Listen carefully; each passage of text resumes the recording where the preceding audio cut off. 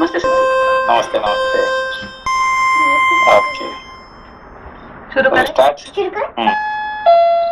किसी से page number 286 अष्टात्रिंशः सर्गः। राजा दशरथ का सीता को बलकल धारण कराना अनुचित बताकर कैकेयी को फटकारना और श्री राम का उनसे कौशल्या पर कृपा दृष्टि रखने के लिए अनुरोध करना।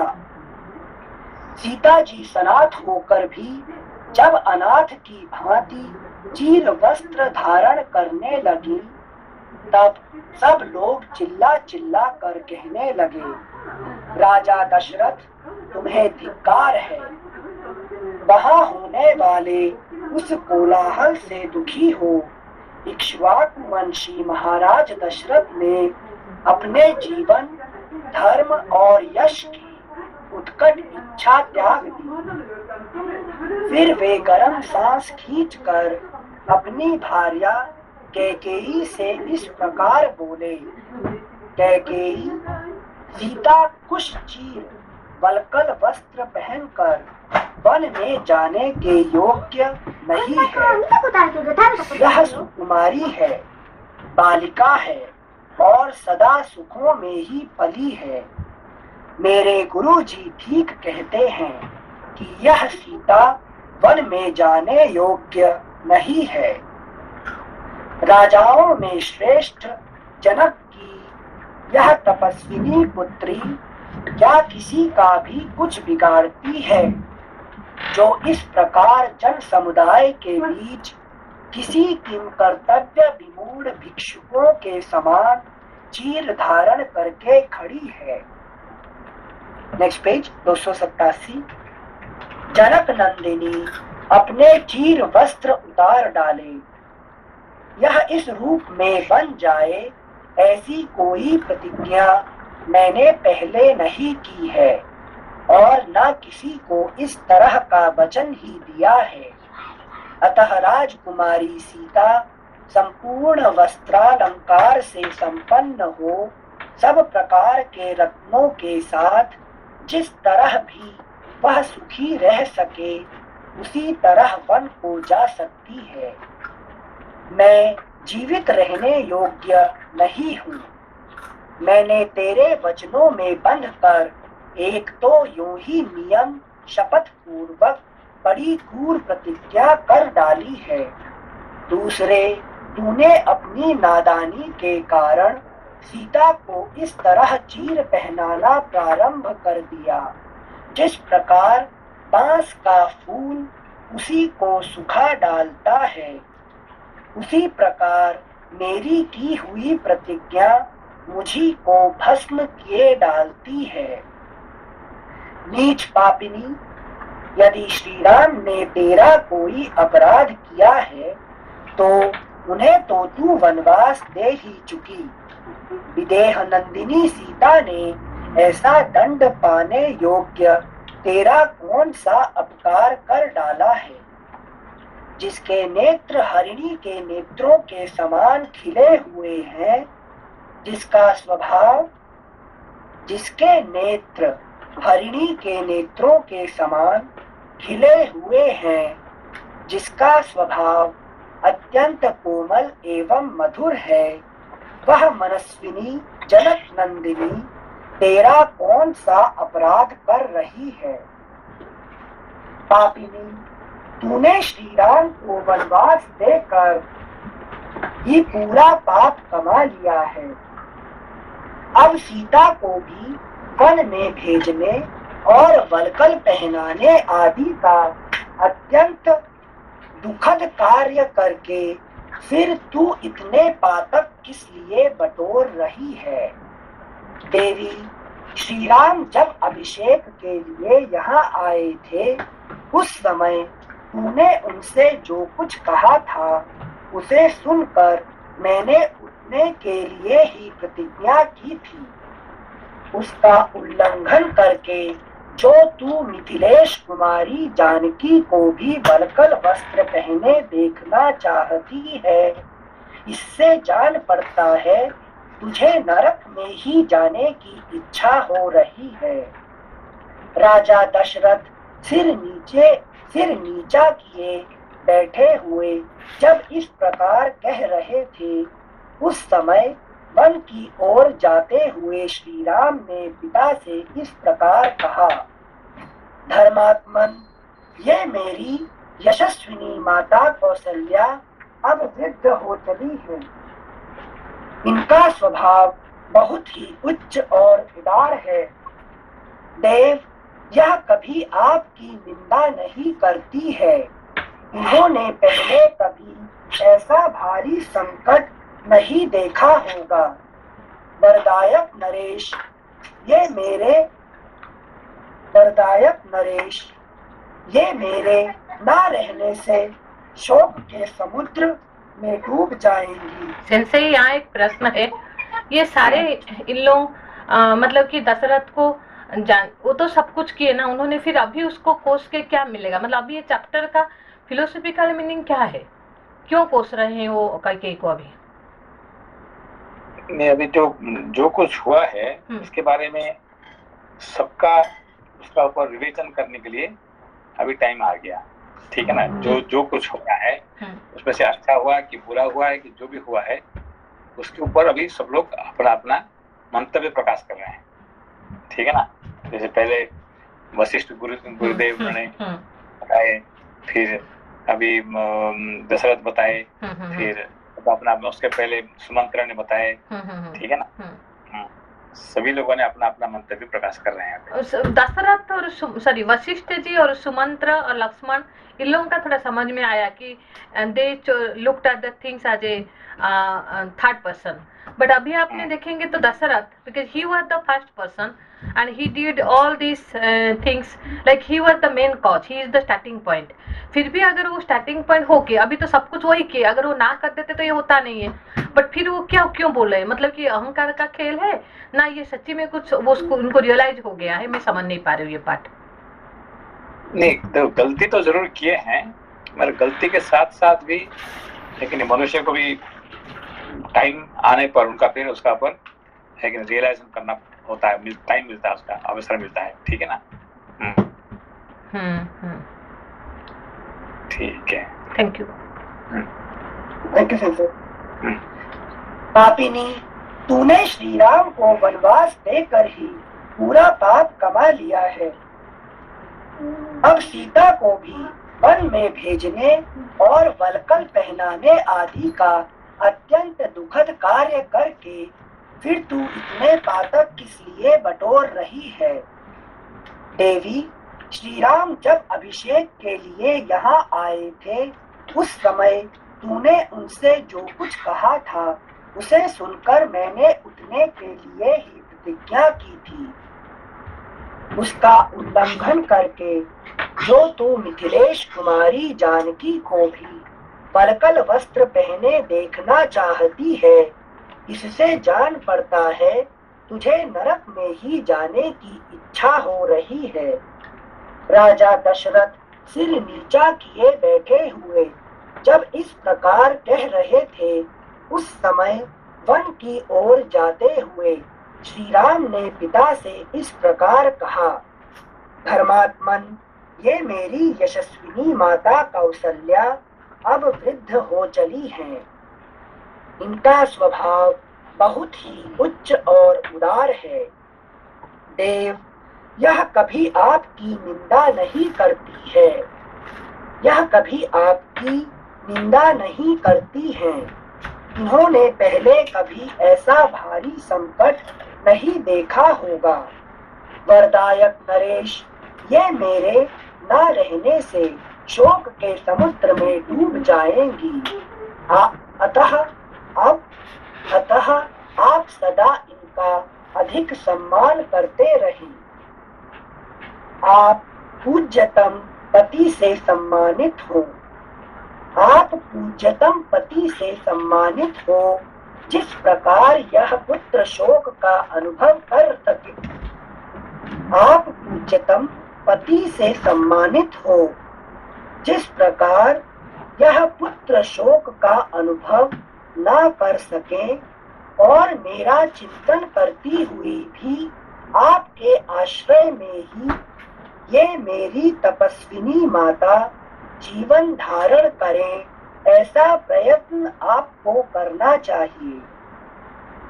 इंद्र के समान तेजस्वी महाराज ये निरंतर अपने बिछुड़े हुए बेटे को देखने के लिए उत्सुक रहेंगी। कहीं ऐसा न हो मेरे वन में रहते समय ये शोक से कातर हो अपने प्राणों को त्याग करके यमलोक को चली जाएं।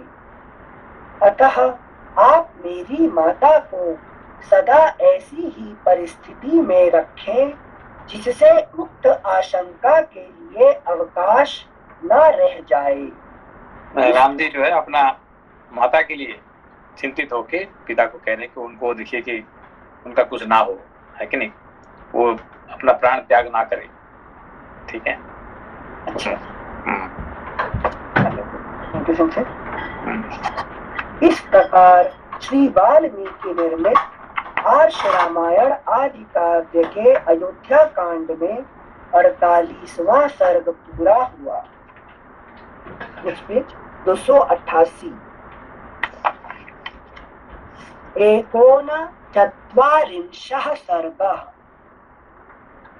राजा दशरथ का विलाप। उनकी आज्ञा से सुमंत्र का राम के लिए रथ जोत पर लाना। कोषाध्यक्ष का सीता को बहुमूल्य वस्त्र और आभूषण देना। कौसल्या का सीता को पति सेवा का उपदेश। सीता के द्वारा उसकी स्वीकृति तथा श्री राम का अपनी माता से पिता के प्रति दोष दृष्टि न रखने का अनुरोध करके अन्य माताओं से भी विदा मांगना। श्री राम की बात सुनकर और उन्हें मुनि वेश धारण किए देख स्त्रियों सहित राजा दशरथ शोक से अचेत हो गए।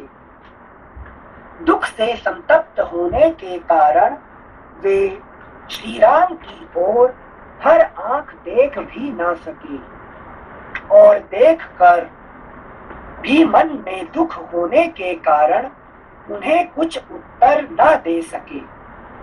2 घड़ी तक अचेत सा रहने के बाद जब उन्हें होश हुआ तब वे महाबाहु नरेश श्री राम का ही चिंतन करते हुए दुखी होकर विलाप करने लगे। मालूम होता है मैंने पूर्व जन्म में अवश्य ही बहुत सी गौओं का उनके बछड़ों से विछोह कराया है अथवा अनेक प्राणियों की हिंसा की है। इसी से आज मेरे ऊपर यह संकट आ पड़ा है। समय पूरा हुए बिना किसी के शरीर से प्राण नहीं निकलते, तभी तो कैकेयी के द्वारा इतना क्लेश पाने पर भी मेरी मृत्यु नहीं हो रही है। ओह, अपने अग्नि के समान तेजस्वी पुत्र को महीन वस्त्र त्याग कर तपस्वियों के से वलकल वस्त्र धारण किए सामने खड़ा देख रहा हूँ, फिर भी मेरे प्राण नहीं निकलते हैं। इस वरदान रूप शठता का आश्रय लेकर अपने स्वार्थ साधन के प्रयत्न में लगी हुई एकमात्र कैकेयी के कारण ये सब लोग महान कष्ट में पड़ गए हैं। ऐसी बात कहते कहते राजा के नेत्रों में आंसू भर आए। उनकी इंद्रियां शिथिल हो गईं और वे एक ही बार हे राम कहकर मूर्छित हो गए। आगे कुछ ना बोल सके। 2 घड़ी बाद होश में आते ही वे महाराज आंसू भरे नेत्रों से देखते हुए सुमंत्र से इस प्रकार बोले, तुम सवारी के योग्य एक रथ को उसमें उत्तम घोड़े जोत कर यहाँ ले आओ और इन महाभाग श्री राम को उस पर बिठाकर इस जनपद से बाहर तक पहुंचा आओ। अपने श्रेष्ठ वीर पुत्र को स्वयं माता पिता ही जब घर से निकाल कर वन में भेज रहे हैं, तब ऐसा मालूम होता है कि शास्त्र में गुणवान पुरुषों के गुणों का यही फल बताया जाता है। राजा कैसे वर्णन किए हैं लोग उल्टा समझने लगेंगे, ठीक है नहीं? दोबारा पढ़े 11 नंबर। अपने श्रेष्ठ वीर पुत्र को स्वयं माता पिता ही जब घर से निकाल कर वन में भेज रहे हैं, तब ऐसा मालूम होता है कि शास्त्र में गुणवान पुरुषों के गुणों का यही फल बताया जाता है। क्योंकि एक नया परंपरा शुरू हो जाए ना कि पिता माता गुणवान बेटे को जंगल भेज रहे हैं, लेकिन इसके बाद क्या होगा? शास्त्र में एक नया परंपरा शुरू होगा, ठीक है ना? ये तब बता दिया उन्हें। अच्छा। मतलब समझे, ये हमें शुरू में क्या समझे थे कि शास्त्र ऐसा कह रहे हैं, लेकिन वो क्वेश्चन कर रहे हैं अगर ऐसा करेंगे तो। अच्छा, मतलब कि गुणवान जो बच्चा होगा सबसे अच्छा, उसको माता पिता ही वन में जाने के लिए कह देंगे, तो परंपरा चालू गलत है। Thank you sir. श्लोक संख्या 11 एक बार फिर से पढ़ रहे हैं। अपने श्रेष्ठ वीर पुत्र को स्वयं माता पिता ही जब घर से निकाल कर वन में भेज रहे हैं, तब ऐसा मालूम होता है कि शास्त्र में गुणवान पुरुषों के गुणों का यही फल बताया जाता है। राजा की आज्ञा शिरोधार्य करके शीघ्रगामी सुमंत्र गए और उत्तम घोड़ों से सुशोभित रथ जोत कर ले आए। फिर सूत सुमंत्र ने हाथ जोड़कर कहा, महाराज, राजकुमार श्री राम के लिए उत्तम घोड़ों से जुता हुआ सुवर्ण भूषित रथ तैयार है। तब देश और काल को समझने वाले सब ओर से शुद्ध इहलोक और परलोक से पूर्ण राजा दशरथ ने तुरंत ही धन संग्रह के व्यापार में नियुक्त कोषाध्यक्ष को बुलाकर यह निश्चित बात कही, तुम विदेह कुमारी सीता के पहनने योग्य बहुमूल्य वस्त्र और महान आभूषण जो 14 वर्षों के लिए पर्याप्त हो, नेक्स्ट पेज 289, पर्याप्त हो गिनकर शीघ्र ले आओ। 14 वर्ष तक जो है जितने वो जरूरत पड़ेगा सब ले आओ, वस्त्र आभूषण। श्लोक संख्या 16। महाराज के ऐसा कहने पर कोषाध्यक्ष ने खजाने में जा वहां से सब चीजें लाकर शीघ्र ही सीता को समर्पित कर दी। उत्तम कुल में उत्पन्न अथवा अयोनिजा और वनवास के लिए प्रस्थित विदेह कुमारी सीता ने सुंदर लक्षणों से युक्त अपने सभी अंगों को उन विचित्र आभूषणों से विभूषित किया। नमस्ते सर। नमस्ते नमस्ते। सर, ये 15 नंबर में जो बोल रहे हैं दशरथ जी, ये जो ये मिनिमम इतना कर सकते हैं क्या? अभी ये इन्होंने बहुत ट्राई किया। हाँ, बाकी तो सब कुछ कैके ने रोक दी थी ना, तो जितने को मोस्ट मिनिमम जितने कर सकते थे इतने ही करने के लिए तैयार हो गए, है कि नहीं? क्योंकि इन्होंने वरदान जब दिए थे तो राम जी के लिए दिए थे, ना लक्ष्मण के लिए दिए थे, ना सीता के लिए दिए थे, ठीक है ना? वो तो दोनों उनके साथ जाने के लिए तैयार हो गए, तो उनको कोई वैकल्पिक वस्त्र पहनने का कोई बात ही नहीं है, ठीक है ना?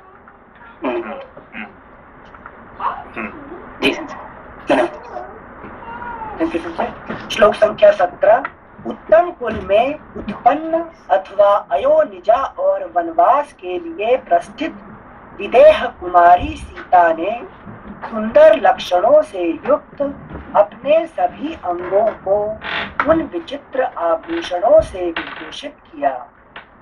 उन आभूषणों से विभूषित हुई विदेह नंदिनी सीता उस घर को उसी प्रकार सुशोभित करने लगी जैसे प्रातः काल उगते हुए अंशुमाली सूर्य की प्रभा आकाश को प्रकाशित करती है। उस समय सास कौसल्या ने कभी दुखद बर्ताव न करने वाली मिथिलेश कुमारी सीता को अपनी दोनों भुजाओं से कसकर छाती से लगा लिया और उनके मस्तक को सूंघ कर कहा, बेटी, जो स्त्रियां अपने प्रियतम पति के द्वारा सदा सम्मानित होकर भी संकट में पड़ने पर उसका आदर नहीं करती हैं, वे इस संपूर्ण जगत में असती दुष्टा के नाम से पुकारी जाती हैं। दुष्टा स्त्रियों का यह स्वभाव होता है कि पहले तो वे पति के द्वारा यथेष्ट सुख भोगती हैं, परंतु जब वह थोड़ी सी भी विपत्ति में पड़ता है तब उस पर दोषारोपण करती और उसका साथ छोड़ देती है। जो झूठ बोलने वाली, विकृत चेष्टा करने वाली, दुष्ट पुरुषों से संसर्ग रखने वाली, पति के प्रति सदा हृदयहीनता का परिचय देने वाली, उल्टा पाप के ही मंसूबे बांधने वाली और छोटी सी बात के लिए भी क्षण मात्र में पति की ओर से विरक्त हो जाने वाली है, वे सब की सब असती या दुष्टा कही गई हैं। उत्तम कुल, किया हुआ उपकार, विद्या, भूषण आदि का दान और संग्रह, पति के द्वारा स्नेह पूर्वक अपनाया जाना, यह सब कुछ दुष्टा स्त्रियों के हृदय को नहीं वश में कर पाता है, क्योंकि उनका चित्त अव्यवस्थित होता है। इसके विपरीत जो सत्य, सदाचार, शास्त्रों की आज्ञा और कुलोचित मर्यादाओं में स्थित रहती हैं, उन साध्वी स्त्रियों के लिए एकमात्र पति ही परम पवित्र एवं सर्वश्रेष्ठ देवता है। इसलिए तुम मेरे पुत्र श्री राम का, जिन्हें वनवास की आज्ञा मिली है, कभी अनादर न करना। ये निर्धन हो या धनी, तुम्हारे लिए देवता के तुल्य हैं। सास के धर्म और अर्थयुक्त वचनों का तात्पर्य भली भांति समझकर उनके सामने खड़ी हुई सीता ने हाथ जोड़कर उनसे इस प्रकार कहा, आर्ये, आप मेरे लिए जो कुछ उपदेश दे रही हैं, मैं उसका पूर्ण रूप से पालन करूंगी। स्वामी के साथ कैसा बर्ताव करना चाहिए यह मुझे भली भांति विदित है, क्योंकि इस विषय को मैंने पहले से ही सुन रखा है। देखिए, यहाँ पे जो आर्य शब्द जो है किसी लिए इस्तेमाल हो रहा है, आर्य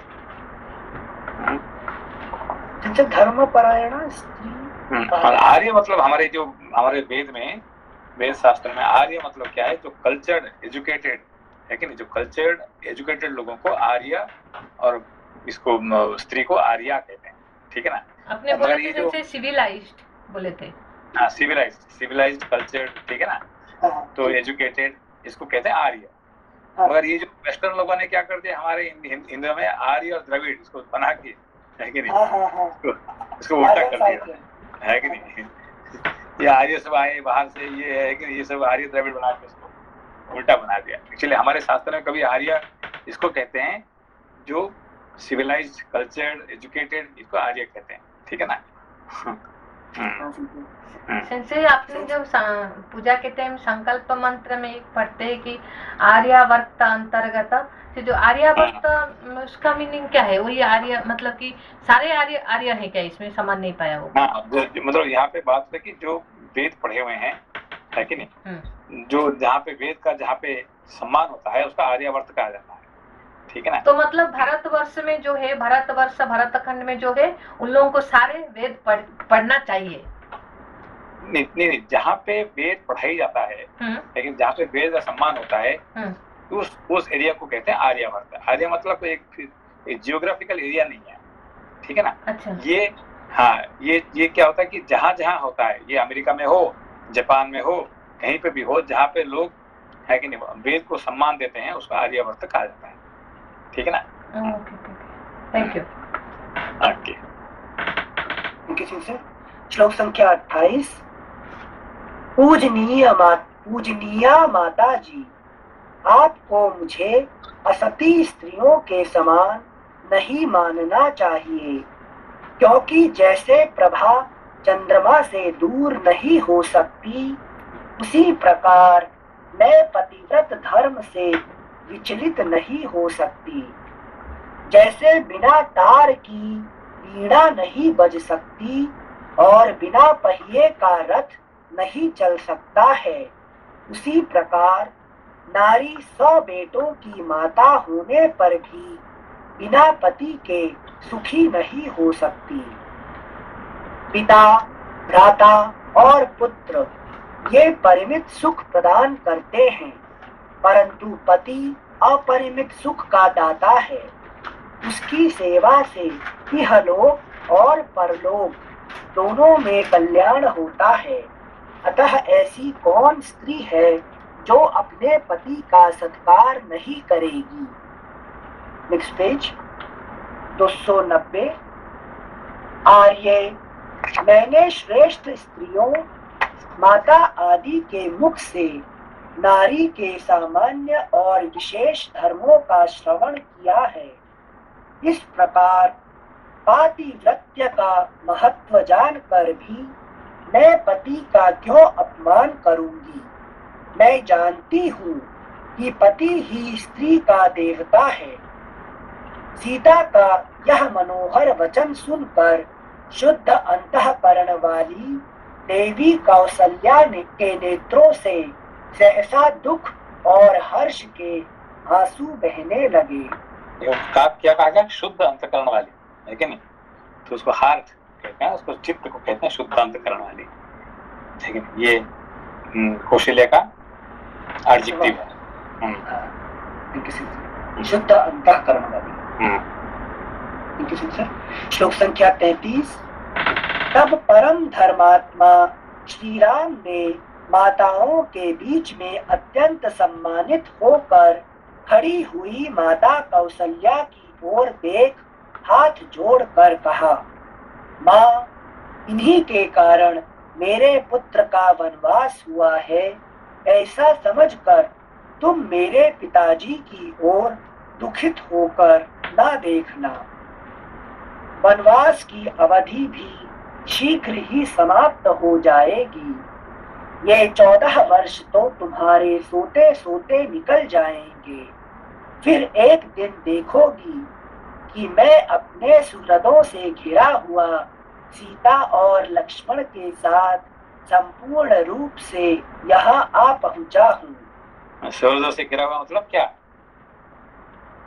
सुहृदों से घिरा हुआ जैसे विभीषण पूरा जो आगे अभी वो जा रहे हैं, कितने 2 के साथ जा रहे हैं, और जो वापस आएंगे तो पूरा सुहृदों से घिरा हुआ, तो पहले से बता देते हैं राम जी, ठीक है ना। संजय यहाँ पर चित्त को ऐसा क्यों बोल रहे हैं राम जी कि ये 14 वर्ष तो तुम्हारे सोते सोते निकल जाएंगे? क्योंकि जो शुद्ध अंतःकरण वाले है कि नहीं लोगों के लिए 14 वर्ष कितने बहुत शॉर्ट टाइम है कि नहीं। क्योंकि वो जैसे जिंदगी भर चित्त वेट कर रहे हैं वो ज्ञान शांति को प्राप्त करने के लिए, ठीक है ना। अच्छा, और 14 वर्ष तो कुछ भी नहीं है कि नहीं। साधना लाइफ आफ्टर लाइफ वो वेट कर रहे हैं, है कि नहीं। हमें लगा सोते सोते मतलब तमस में, क्योंकि ज्ञान चला जा रहा है। विकल्प नहीं, क्योंकि देखिए ये जो ज्ञान प्राप्ति के लिए, शांति को प्राप्ति करने के लिए हम लोग जन्म जन्म वेट कर रहे हैं, लाइफ आफ्टर लाइफ, है कि नहीं। अभी तो 14 साल कुछ भी नहीं है ना, है कि नहीं। 14 years नथिंग, क्योंकि we have waited for life after life, है कि नहीं। इसलिए सोते सोते चला जाएगा, बात करें। श्लोक संख्या 35। ये 14 वर्ष तो तुम्हारे सोते सोते निकल जाएंगे, फिर एक दिन देखोगी कि मैं अपने सुहृदों से घिरा हुआ सीता और लक्ष्मण के साथ संपूर्ण रूप से यहाँ आ पहुंचा हूँ।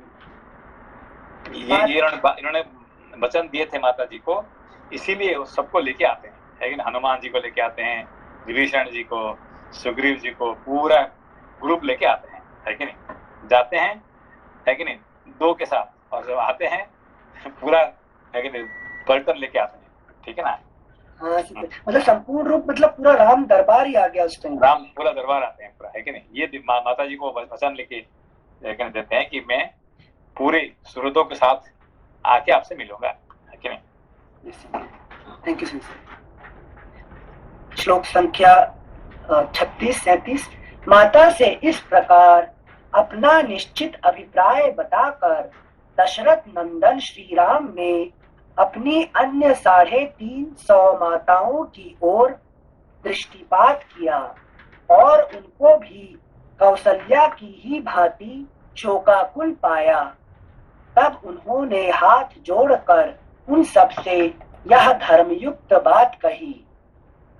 जैसे एक मिनट, 350 नंबर देख के याद आया, आप बताए थे पिछली क्लास में कि दशरथ जी से अकेले राम जी मिलने आए थे, तो मिलने आने से पहले वो इन सब स्त्रियों को बुला लिए थे। हाँ, सबको बुला लिए थे, है नहीं? हाँ, अकेले नहीं मिलना था उनको।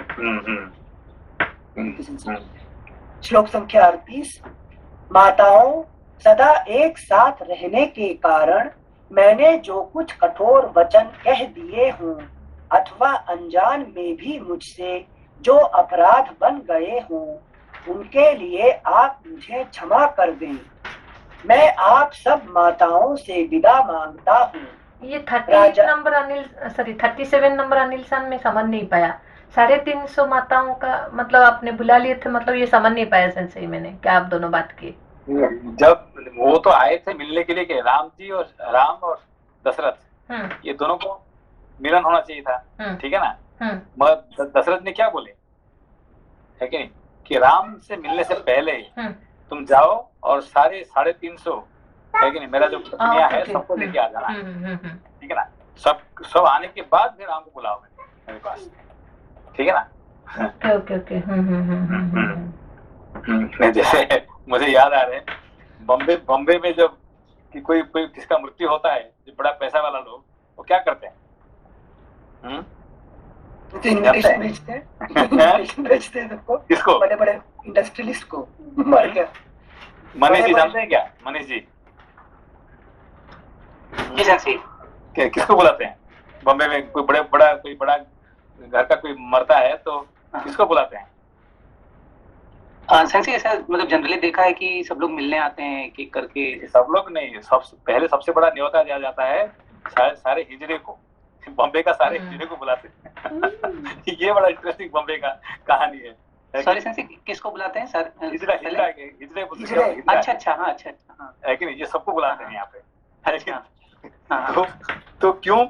क्योंकि वो सब रोएंगे, है कि नहीं? क्योंकि इन लोगों को तो रोना नहीं आता है, तो वो रोने के लिए उनको बुलाना पड़ता है कि नहीं? और अच्छा पैसा मिलता है। कोई मरता, बड़ा पैसा वाला आदमी मरता है तो इनका तो लॉटरी खोलता है, तो क्योंकि किसका हिजड़ा का, है कि नहीं? सारे रो के पूरा, है कि नहीं? जन्म के टाइम भी बुलाते हैं, मरने के टाइम भी बुलाते हैं, दोनों तरफ बुलाते हैं। मरने के टाइम, जन्म टाइम पे तो मतलब इतने ये नहीं, बस मरने के टाइम पे बड़ा मैं हैरान हो गया देख के, है कि नहीं? क्यों रोने के लिए क्यों बुला, ये नहीं समझ पे, रोने के लिए क्यों बुलाते हैं? कोई रोने के लिए है नहीं। लोग देखो ना, कितने लोग, भाई ये आदमी मरने के बाद कितने आदमी देखो रो रहे हैं, ये दिखाना है, लेकिन पूरा रास्ता में, है कि नहीं, लोग कितने लोग रो रहे हैं। तो वो जो हिंदी लोग आते हैं वो पैसा लेके रोते हैं, और ऑफकोर्स बहुत पैसा लेते हैं उन लोगों ने, है कि नहीं? उनका पूरा महीने का तनख्वाह निकल जाता है एक ही दिन में, है कि नहीं? रोना नहीं आया होगा तो क्या करेंगे जनते? नहीं, उनका रोने का एक तरीका है, actually they are not really, they drama करते हैं एक्चुअली, है कि नहीं? आपने खुद ही दिखाया है इसको? ऑफ कोर्स मैंने, है कि नहीं? चलिए। श्लोक संख्या 28 और 38। माताओं, सदा एक साथ रहने के कारण मैंने जो कुछ कठोर वचन कह दिए हों अथवा अनजान में भी मुझसे जो अपराध बन गए हों, उनके लिए आप मुझे क्षमा कर दें। मैं आप सब माताओं से विदा मांगता हूँ। राजा दशरथ की उन सभी स्त्रियों ने श्री रघुनाथ जी का यह समाधानकारी धर्मयुक्त वचन सुना। सुनकर उन सब का चित्त शोक से व्याकुल हो गया। श्री राम के ऐसी बात कहते समय महाराज दशरथ की रानियां उररियों के समान विलाप करने लगी। उनका वह आर्तनाद उस राजभवन में सब ओर गूंज उठा। राजा दशरथ का जो भवन पहले मुरज, पड़व और मेघ आदि वाद्यों के गंभीर घोष से गूंजता रहता था, वही विलाप और रोदन से व्याप्त हो संकट में पड़कर अत्यंत दुखमय प्रतीत होने लगा। इस प्रकार श्री वाल्मीकि निर्मित आर्ष रामायण आदि काव्य के अयोध्या कांड में 39वां सर्ग पूरा हुआ। 40 सर्गः। सिंसी ये जो 350 को बुलाना, ये तो एक राजा का ऐसा लक्षण हो गया, मतलब कोई भी चीज, छोटी चीज को भी बड़ा करने का। तो ये सही है कि नहीं है? ये नहीं एक्चुअली वही तो बात है ना कि ये जो दशरथ है ये हमारे अहंकार को रिप्रेजेंट करते हैं, ठीक है ना। तो अहंकार क्या करता है कि उसको कुछ भी करना है तो उसको बेसिकली क्या उसका दिखाने के लिए, ठीक है ना, सब कुछ। तो इसीलिए वो उन्होंने जब कैकेयी ने वर मांगी तो कम से कम दशरथ को राम जी के साथ अकेला मिलना चाहिए था कि नहीं है कि नहीं। उसका साथ क्यों बुलाया उसको? तो सारे गड़बड़ हो गया तब, है कि नहीं। वहीं से गड़बड़ हुआ। तो उसको पहले से उसको ठीक है, मैं पहले मेरा अपना बेटे से मैं बात करना चाहता हूँ, तुम पहले उसको यहाँ से जाओ थोड़ी देर के लिए। तो कुछ बातचीत करते हैं, अकेला कभी नहीं मिले, है कि नहीं। तो ना तो कैकेयी के साथ मिले, ना तो दूसरे रानियों के साथ मिले, ना कोई दरबार में मिले, है कि नहीं। तो ये उनका गलत था, है कि नहीं। तो अभी हमेशा आप ज्ञान को हमेशा कब अकेला पढ़ना चाहिए, है कि नहीं। जो शांति और ज्ञान ये सब ये पर्सनल मैटर है, सबके साथ नहीं होता है, समझे बात को। ऐसे स्ट्रेटेजिकली देखें तो ये इतने सारों को बुला के जो ये अगर इतना सारा लोग रोएगा, आपत्ति करेगा, तो हो सकता है कैकेयी जो है वो मान जाए। ये भी सोचा उन्होंने। नहीं, कैकेयी तो मानने वाला तो नहीं होता, वो तो पता चल गया था तब, है कि नहीं। मगर कम से कम इनका ड्यूटी बनता था कम से कम राम जी से अकेला मिलने के लिए, ठीक है ना। ठीक है, जो कुछ भी हो गया है एक मिनट के लिए तो मिलना चाहिए, अकेला मिलना चाहिए था, है कि नहीं। प्रणय कभी भी नहीं मिले, है कि नहीं। धन्यवाद।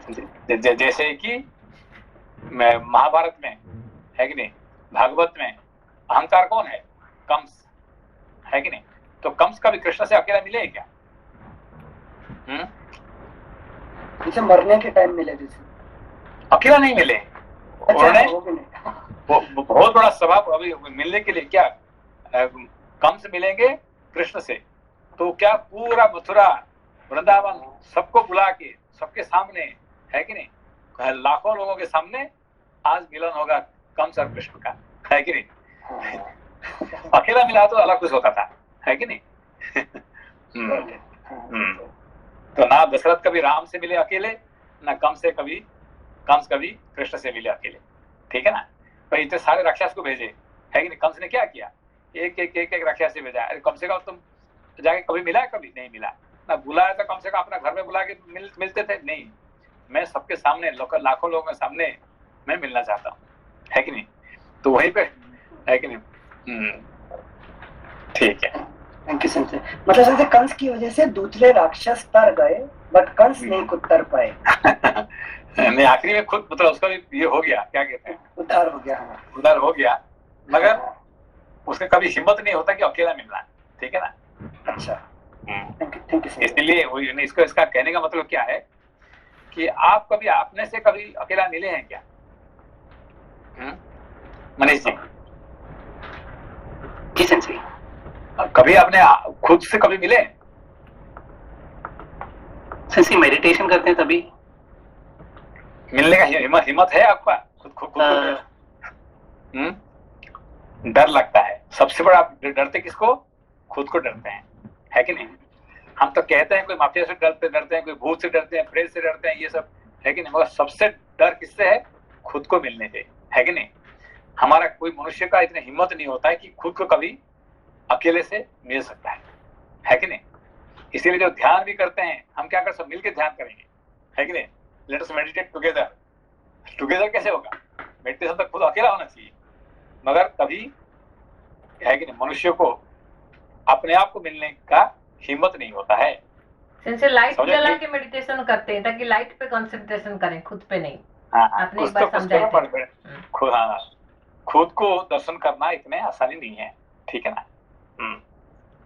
ओके। डर लगता वाला वर्ड समझ नहीं आया, मतलब खुद की। आप दुनिया में डरते किसको? इस संसार में सबसे डरते किसको? खुद से ही डरते हैं। एग्जाम्पल देखो, कंस किससे डरा जिंदगी में? डरा किससे? सारे संसार को डरा नहीं है कि नहीं? कंस ने सारे संसार किसी को नहीं डरा तो सिर्फ कृष्ण से, है कि नहीं? कृष्ण को छोड़, वो भी कृष्ण कौन है? एक बालक है, छोटा से बालक, है कि नहीं?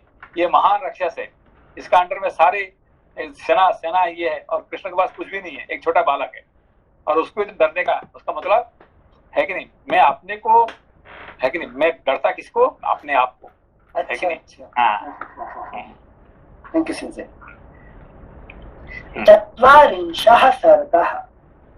सीता, राम और लक्ष्मण का दशरथ की परिक्रमा करके कौशल्या आदि को प्रणाम करना, सुमित्रा का लक्ष्मण को उपदेश, सीता सहित श्री राम और लक्ष्मण का रथ में बैठकर वन की ओर प्रस्थान, पुरवासियों तथा रानियों सहित महाराज दशरथ की शोकाकुल अवस्था।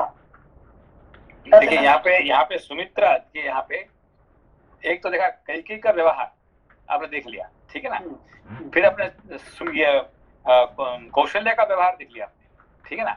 अब देखिए सुमित्रा का व्यवहार, लेकिन तीनों में सबसे जो स्थिर कौन है? सुमित्रा, है कि नहीं? कैकेयी तो इज गॉन केस, कौशल्या भी इतने स्थिर नहीं है, स्थिर कौन है? सुमित्रा, है कि नहीं? अभी राम जा रहे हैं तो लक्ष्मण भी जा रहे हैं, है कि नहीं? तो राम तो अपना प्रतिज्ञा पूरा करने जा रहे हैं, लक्ष्मण किसे ले जा रहे हैं, है कि नहीं? और उसके माँ का देखिए क्या वचन, देखिए यहाँ पे बहुत बड़ा इंटरेस्ट है कि, है कि नहीं, सबसे जो स्थिर है कौन? सुमित्रा। तो हमारे अंदर में बुद्धि जो है सबसे स्थिर होता है कि नहीं? Thank you Sanjay. तदनंतर राम, लक्ष्मण और सीता ने हाथ जोड़कर दीन भाव से राजा दशरथ के चरणों का स्पर्श करके उनकी दक्षिणावर्त परिक्रमा की।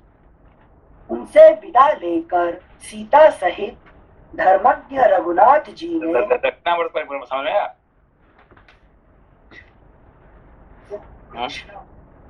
दक्षिण मतलब क्लॉकवाइज ना?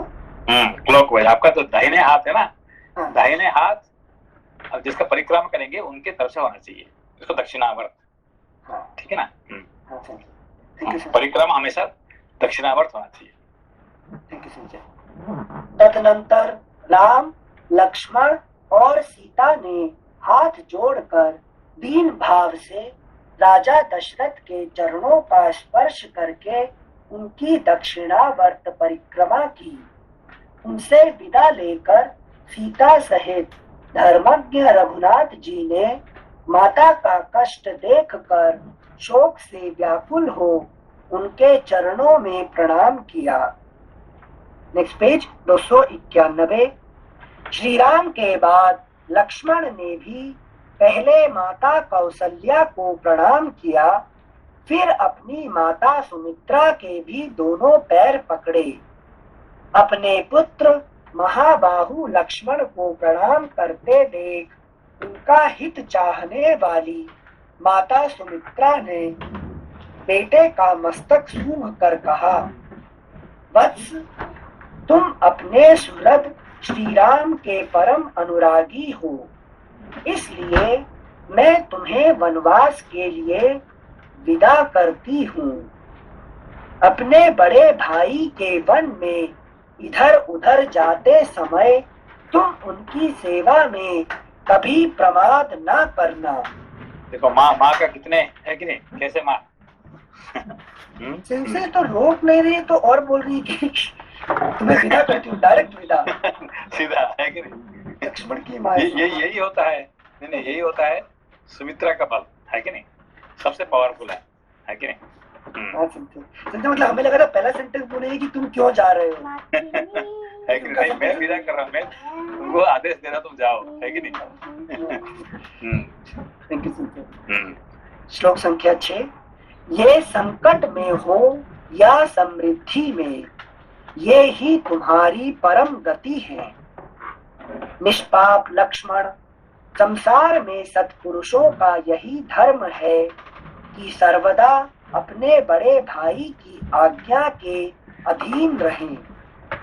दान देना, यज्ञ में दीक्षा ग्रहण करना और युद्ध में शरीर त्यागना, यही इस कुल का उचित एवं सनातन आचार है। दान देना, यज्ञ में दीक्षा ग्रहण करना और युद्ध में शरीर त्यागना, यही इस कुल का उचित एवं सनातन आचार है। अपने पुत्र लक्ष्मण से ऐसा कहकर सुमित्रा ने वनवास के लिए निश्चित विचार रखने वाले सर्वप्रिय श्री रामचंद्र जी से कहा, बेटा जाओ जाओ, तुम्हारा मार्ग मंगलमय हो। इसके बाद वे लक्ष्मण से फिर बोली, बेटा तुम श्री राम को ही अपने पिता महाराज दशरथ समझो, जनक नंदिनी सीता को ही अपनी माता सुमित्रा मानो और वन को ही अयोध्या जानो। देखो ये क्या सुमित्रा का कैसे आदेश है। हाँ ठीक है ना। बेटा तुम श्री राम को ही अपने पिता महाराज दशरथ समझो, जनक नंदिनी सीता को ही अपनी माता सुमित्रा मानो और वन को ही अयोध्या जानो। अब सुख पूर्वक यहाँ से प्रस्थान करो। इसके बाद जैसे मातली इंद्र से कोई बात कहते हैं, उसी प्रकार विनय के ज्ञाता सुमंत्र ने ककुत्स्थ कुलभूषण श्री राम से विनय पूर्वक हाथ जोड़कर कहा, महायशस्वी राजकुमार श्री राम, आपका कल्याण हो। आप इस रथ पर बैठिए। आप मुझसे जहाँ कहेंगे वहीं मैं शीघ्र आपको पहुँचा दूंगा। आपको जिन 14 वर्षों तक वन में रहना है, उनकी गणना आज से ही आरंभ हो जानी चाहिए, क्योंकि देवी कैकेयी ने आज ही आपको वन में जाने के लिए प्रेरित किया है। ऐसा क्यों कहे? जिससे ज्यादा समय व्यतीत नहीं, हमेशा कैलकुलेशन क्या होता है कि कैलकुलेशन मिस्टेक होता है हमेशा। आप याद है कि नहीं, जो है कि 10 लोग इनका 10 लोग थे ना, काउंट कर रहे थे। नहीं, इनका जो महाभारत में है कि नहीं, अज्ञातवास पूरा होने के बाद कंफ्यूज हुआ इन्होंने, कोई बोला कि ये तो खत्म नहीं हुआ है, फिर इन लोग आगे आ गए हैं, दुर्योधन ने जिद किया कि उन्होंने फिर वनवास जाए। लेकिन ये उनका हिसाब क्या है कि हिसाब में गड़बड़ करके फिर उन्होंने जो है कि नहीं और एक बार भेजने के लिए प्लान करेंगे, ठीक है ना। इसीलिए सुमंत्र ने कह दिया कि आज है कि नहीं, इस डेट ये इसमें पूरा कर लो, है कि नहीं। काउंटिंग आज से श्लोक संख्या 13। तब सुंदरी सीता अपने अंगों में उत्तम अलंकार धारण करके प्रसन्न चित्त से उस सूर्य के समान तेजस्वी रथ पर आरूढ़ हुई। जैसे एक चीज बताइए, सीता जी ने सब कुछ दान कर दिया था, अपना आभूषण।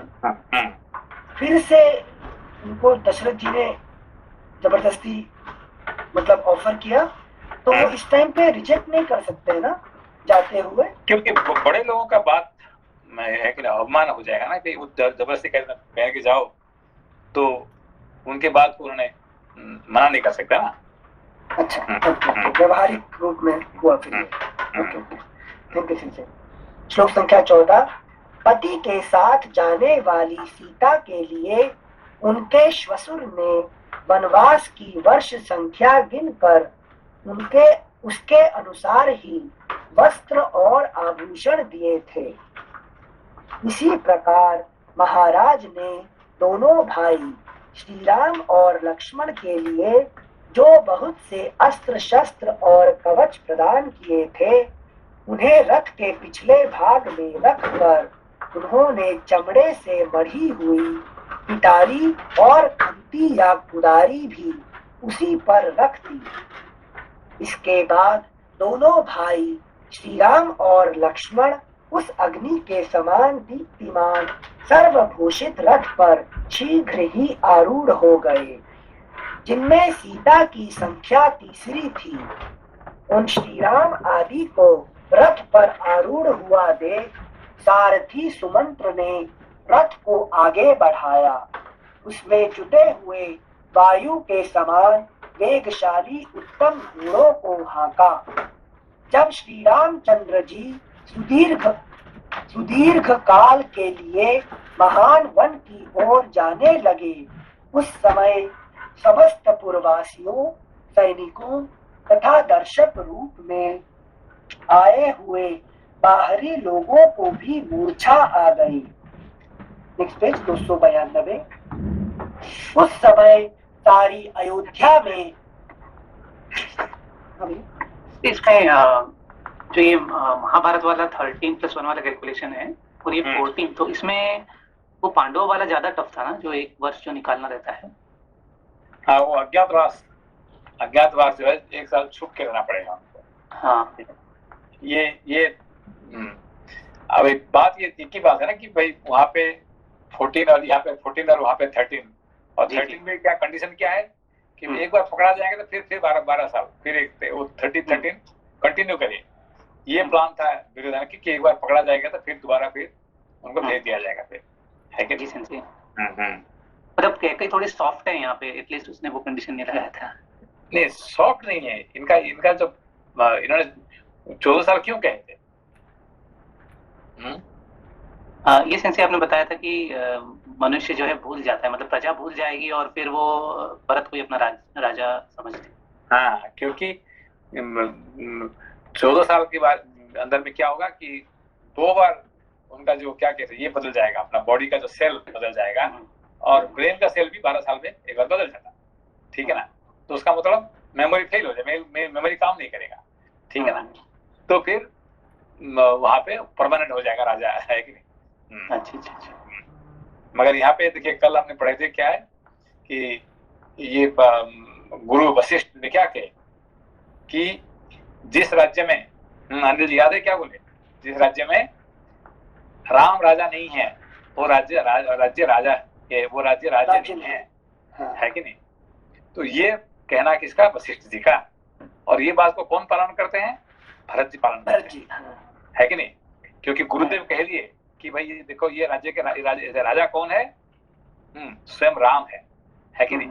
तो राम तो चले गए, मगर गुरु जी बताइए, तो गुरुदेव का बात मानने के लिए भरत जाके, है कि नहीं, उनका पादुका लेके आके उनका राजा बनाते हैं। तो राजा कौन है? राम है कि नहीं। हम सेवक हैं, कौन? भरत सेवक है और राजा कौन है? राम है। इसीलिए राज्य बच गया, ठीक है ना। Thank you sir. श्लोक संख्या 19, पेज नंबर 292। उस समय सारी अयोध्या में महान कोलाहल मच गया। सब लोग व्याकुल होकर घबरा उठे। मतवाले हाथी श्री राम के वियोग से कुपित हो उठे और इधर उधर भागते हुए घोड़ों के हिनहिनाने एवं उनके आभूषणों के खनखनाने की आवाज सब ओर गूंजने लगी। अयोध्यापुरी के आबाल वृद्ध सब लोग अत्यंत पीड़ित होकर यहाँ पे देखिए जो ये लेके जाते हैं कौन, सीता जी आभूषण पहन के जाते हैं, कहाँ पे, जंगल जाते हैं, है कि नहीं। तो ये आभूषण किस किस काम में आएगा बाद में पता चलेगा, किस किस काम में आएगा, ठीक है ना। जैसे कि आपको पता है कि लोपामुद्रा कौन है?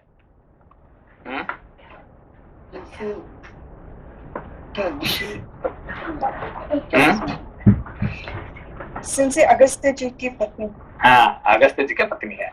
और ये बेटी किसका बेटी थे?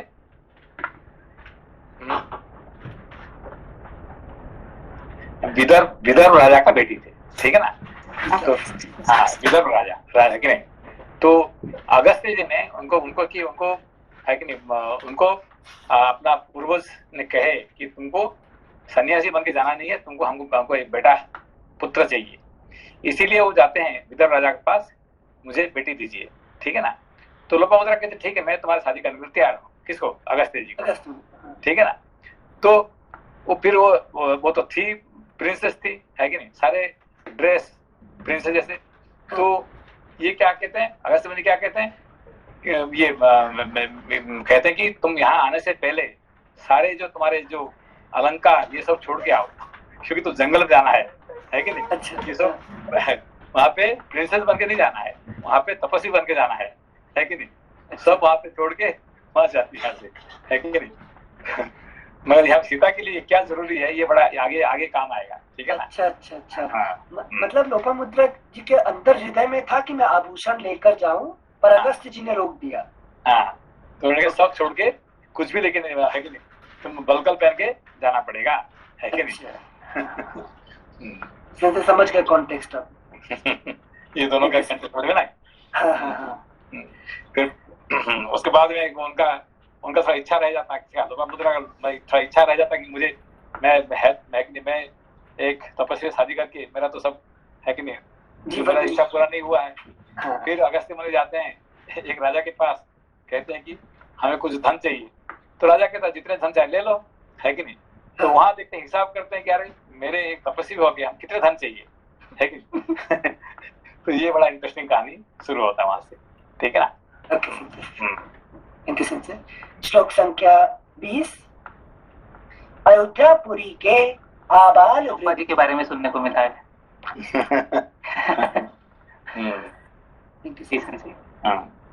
अयोध्यापुरी के आबाल वृद्ध सब लोग अत्यंत पीड़ित होकर श्री राम के ही पीछे दौड़े, मानो धूप से पीड़ित हुए प्राणी पानी की ओर भागे जाते हो। उनमें से कुछ लोग रथ के पीछे और अगल बगल में लटक गए। सभी श्री राम के लिए उत्कंठित थे और सबके मुख पर आंसुओं की धारा बह रही थी। वे सब के सब उच्च स्वर से कहने लगे, सूत घोड़े की लगाम खींचो, रथ को धीरे धीरे ले चलो, हम श्री राम का मुख देखेंगे, क्योंकि अब इस मुख का दर्शन हम लोगों के लिए दुर्लभ हो जाएगा। निश्चय ही श्री रामचंद्र जी की माता का हृदय लोहे का बना हुआ है, इसमें तनिक भी संशय नहीं है।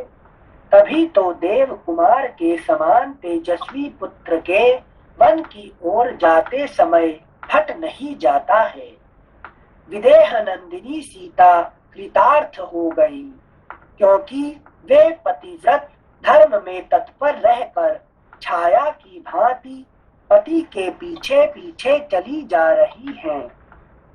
वे श्री राम का साथ उसी प्रकार नहीं छोड़ती हैं जैसे सूर्य की प्रभा मेरु पर्वत का त्याग नहीं करती है। अहो लक्ष्मण, तुम भी कृतार्थ हो गए, क्योंकि तुम सदा प्रिय वचन बोलने वाले अपने देव तुल्य भाई की वन में सेवा करोगे। जो पिछला श्लोक था ना, जो मेरु पर्वत का त्याग नहीं करती सूर्य की प्रभा, इसका अर्थ क्या है? वहां पे कभी सूर्यास्त नहीं होता ऐसा? अब सूर्य सबसे तरफ देखिए, आप बद्रीनाथ गए क्या? बद्रीनाथ नहीं सेंसी, मैं तो कभी नहीं गया। तो बद्रीनाथ जाएंगे तो सुबह सुबह अर्ली मॉर्निंग में आप देखेंगे तो सबसे ऊंचा पहाड़ है, बड़ा सुंदर पहाड़ है, हमेशा जब बर्फ से ढका हुआ है, तो सूर्य किरण वहां जब आता है ना तो पूरा पूरा चमकता है, गोल्ड जैसे, पूरा लिटरली गोल्ड लगेगा आपको, ठीक है ना। अर्ली मॉर्निंग जरूर देखना उसमें, ये चीज, ठीक है ना। तो ऐसे ही जो जो वहां पे पूरा अंधेरा, सारे अंधकार रहेगा, सिर्फ एक जगह चमकता रहेगा, ठीक है ना। तो ऐसे ही मेरू पर्वत सबसे ऊंचा होने के कारण से सूर्य का है कि नहीं, वहां हमेशा वहां पे पड़े रहेगा, है कि नहीं।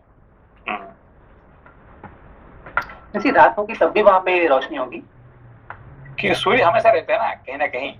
अच्छा, है कि नहीं, वो तो सूर्य तो है कि आप जानते हैं कि 24 आवर्स यहाँ नहीं तो और कहीं, तो ये सबसे ऊंचा होने के कारण से हमेशा यहाँ पे है कि जैसे कि आप देखें कि ये फिनलैंड, नॉर्वे, स्वीडन का जो टॉप एरिया होता है, यहाँ पर 6 महीने तक है कि नहीं, रात को भी है कि नहीं, 6 महीने तक आपको सूर्य रहेंगे वहां पे, है कि नहीं, ना दिन ना रात, है कि नहीं, कभी नहीं होता है कि नहीं।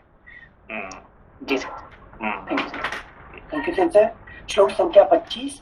अहो लक्ष्मण, तुम भी कृतार्थ हो गए, क्योंकि तुम सदा प्रिय वचन बोलने वाले अपने देवतुल्य भाई की वन में सेवा करोगे।